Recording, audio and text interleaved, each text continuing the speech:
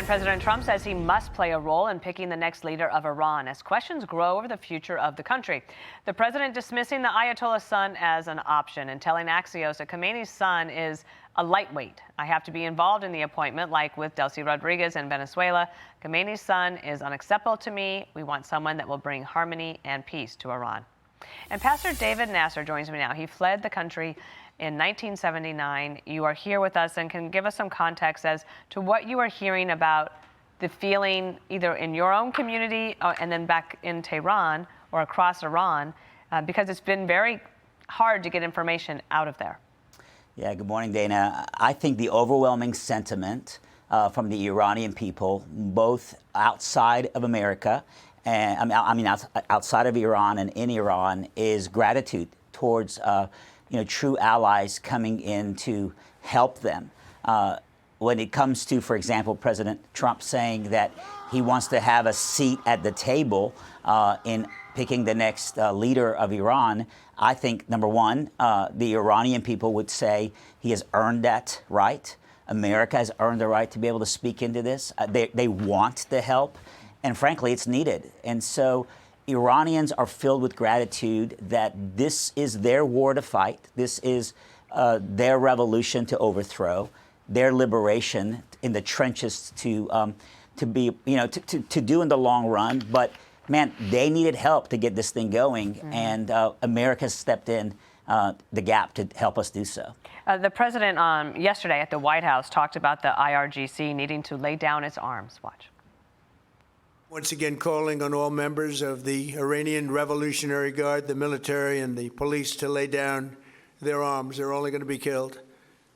And now is the time to stand up for the Iranian people and help take back your country. We also urge Iranian diplomats around the world to request asylum and to help us shape a new and better Iran with great potential. It's a country with great potential.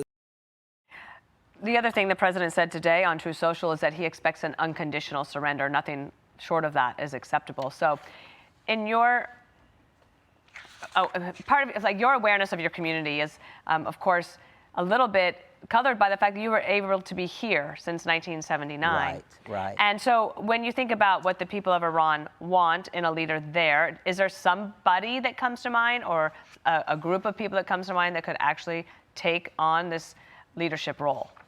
Yeah, it's a great question, Dana. I think it's ultimately too early to tell, but I will tell you that the Crown Prince, Reza Pahlavi, is certainly someone who has shown interest and has been very vocal about wanting to be a part of a transition team to help bring Iran into a democracy.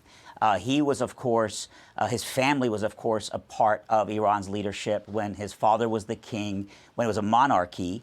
And now it's a theocracy, but he doesn't want to take it back to a monarchy. He wants to liberate the people of Iran and make Iran's future be a democracy. And what that means is he can be a part of the rebuilding, but ultimately it will be up to the people of Iran to elect who they want. And I can tell you, there are a lot of amazing options. I think the future leader of Iran might be Pahlavi. It might be a man who's sitting in a prison cell right now, persecuted for being a freedom fighter in Iran. It might be a Nobel Peace Prize woman in Iran, or advocate who's maybe an exile. And so there's going to be an incredible amount of options.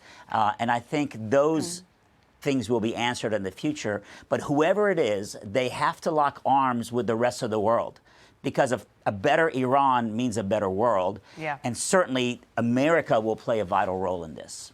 One last question, just thinking ahead for yourself, like when things settle down, would you ever consider returning and being a part of that new leadership? Yeah, Dana, I got to tell you, on a personal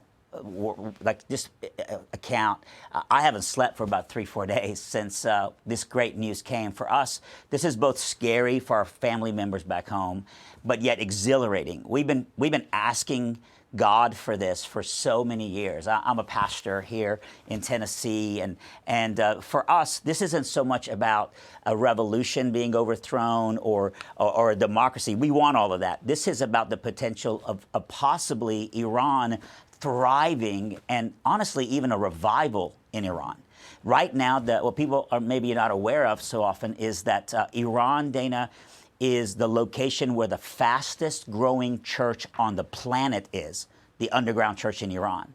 And we're hearing great news about millions of people that are ready to just step into this moment and be a part of the solution of the rebuilding. And I think the church is going to play a vital, vital role in it. David Nasser, thank you for being our guest this morning. Be sure to like and subscribe for all the Fox News latest on YouTube and catch full shows streaming now on Fox One.